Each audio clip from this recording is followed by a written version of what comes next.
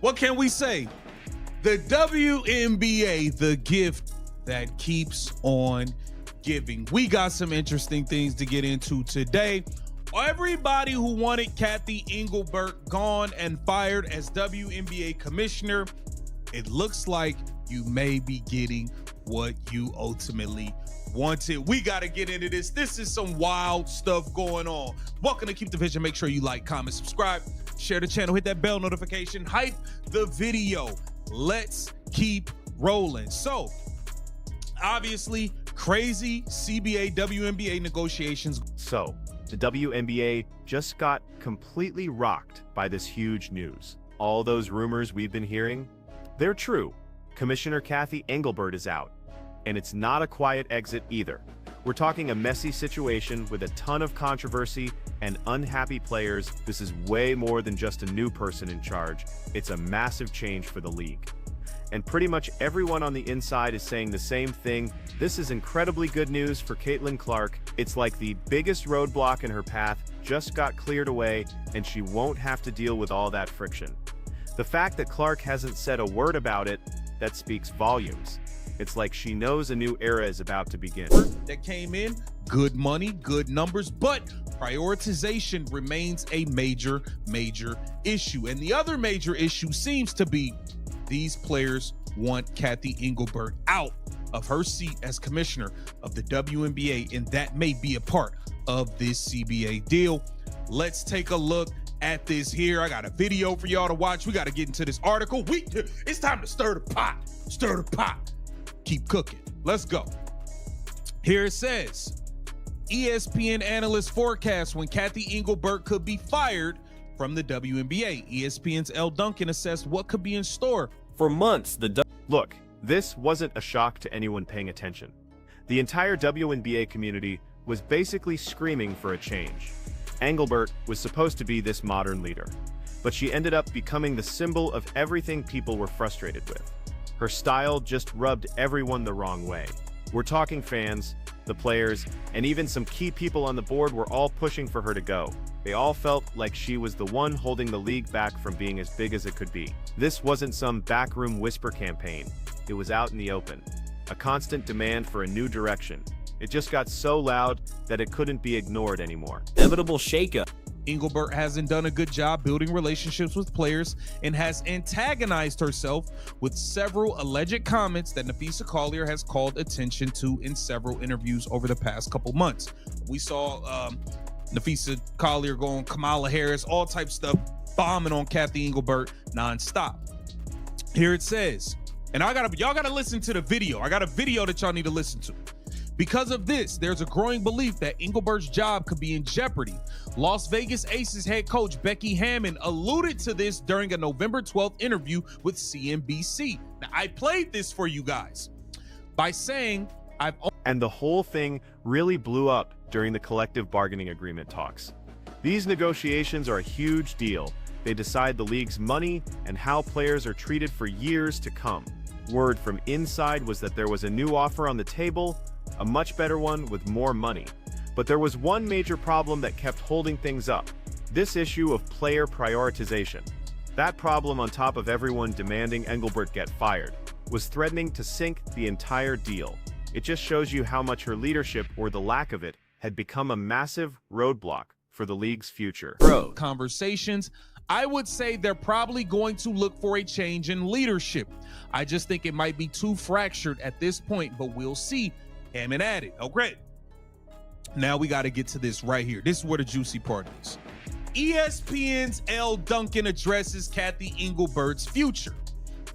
ESPN analyst Elle Duncan was the guest on a November 18th episode of Dan Le Batard's show and was asked when Engelbert might be replaced as WNBA commissioner. She said, "I do believe Engelbert being replaced is coming. I do not believe anything is going to happen until they get a new CBA ratified." What's crazy is that the players' demand for Engelbert to be fired wasn't just happening in the background. It became an actual part of the negotiations. Think about that. For a lot of the players, it was a deal breaker. They basically put the commissioner's job on the table as a condition for the labor deal. You just don't see that happen. It really shows you how deep the distrust had gotten The players felt like they couldn't get a fair deal or a sustainable future for the league without new leadership. Her leaving wasn't just something they wanted, it was fundamentally tied to moving the league forward. Might be replaced as WNBA commissioner. She said, I do believe Engelbert being replaced is coming. I do not believe anything is going to happen until they get a new CBA ratified, because that's ridiculous to have someone in a high-level conversations and then to bail right when we're actually reaching critical time in the space. I think it's asinine. So I don't anticipate any change happening before then, but I do anticipate change coming. How you gotta read between the lines, guys. We've had head coaches say they believe she's about to be replaced. We've had players say they On top of all that, you had the big voices at ESPN weighing in, pretty much forecasting that she was on her way out. They admitted it was kind of a weird and awkward time to get rid of a commissioner, right in the middle of these huge negotiations. So, the general feeling was pretty clear. Let's just get this CBA signed and done, and then we make the change. This suggests there was a real plan in place, even if it was a public one, to handle the transition without causing too much chaos. It felt like everyone in the league office was just getting ready for a change they knew was coming. The outcome was never really a secret. You gotta read between the lines, guys. We've had head coaches say they believe she's about to be replaced. We've had players say they believe she's about to be replaced. We have analysts saying she's about to be replaced. And come on, read between the lines, guys. Come on, let's take a listen to this. Why hasn't Kathy Engelbert been replaced yet? When will that happen, and will it be important? He said, when will it happen? Like he knows. Dan Le Batard is talking like he already know it's about to happen. He said, not only why hasn't she been replaced? One of the most damning accusations. But what was the actual problem here? The biggest complaint against Engelbert was that she just couldn't seem to build real relationships with the players. People said that unlike commissioners before her, she always seemed distant and struggled to connect with them on a personal level. And that's not just some small issue, it created a totally fractured environment.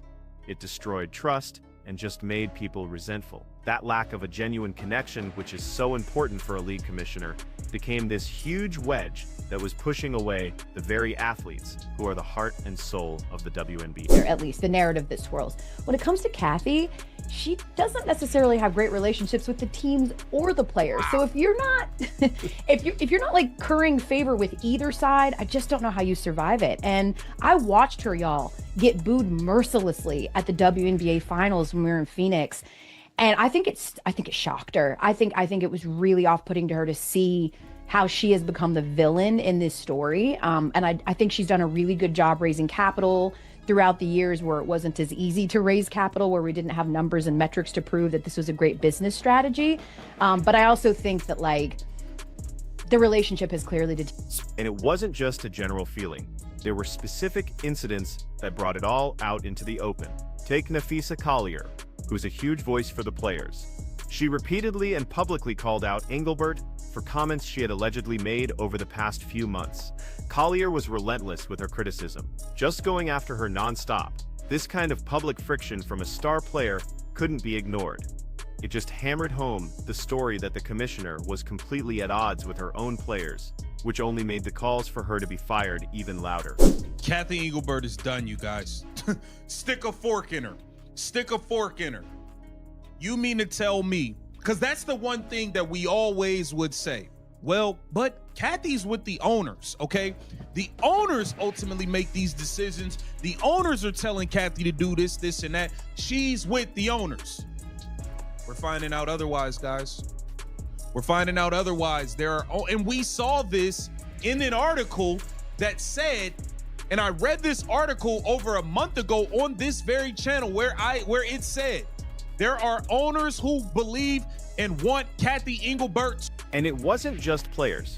You had coaches like Becky Hammon from the Las Vegas Aces pretty much confirming it all. She said in an interview that she'd only had a few private chats with Engelbert, which showed how little the commissioner was actually engaging with people. Hammond believed that lack of connection was exactly why the player relationships were so bad, and she flat out said the league was probably going to look for a change. Then you had ESPN's Elle Duncan on the Dan Le Batard show saying she believed Engelbert being replaced is coming, treating it as a sure thing.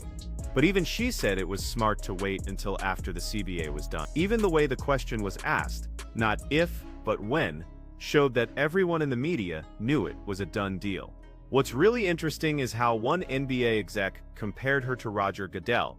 Goodell gets booed, but he survives because the owners have his back. Engelbert didn't have that. She had bad relationships with both the players and the teams, leaving her totally isolated. You could feel it from the fans, too, when they booed her like crazy at the finals.